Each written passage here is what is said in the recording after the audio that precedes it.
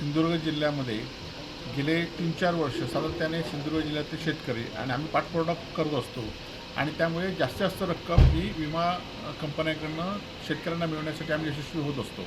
आणि म्हणून यावर्षीसुद्धा 42,000 विमाधारी शेतकऱ्यांनी विमा रक्कम भरली होती आणि यातले 970 अजूनही रक्कम जमा झाली नाही. त्या संदर्भात आढावा घेतला आणि यावर्षीसुद्धा आता जवळजवळ 45,000 शेतकऱ्यांनी विमा उतरलेला आहे आपल्या काजू आणि आंब्याचा.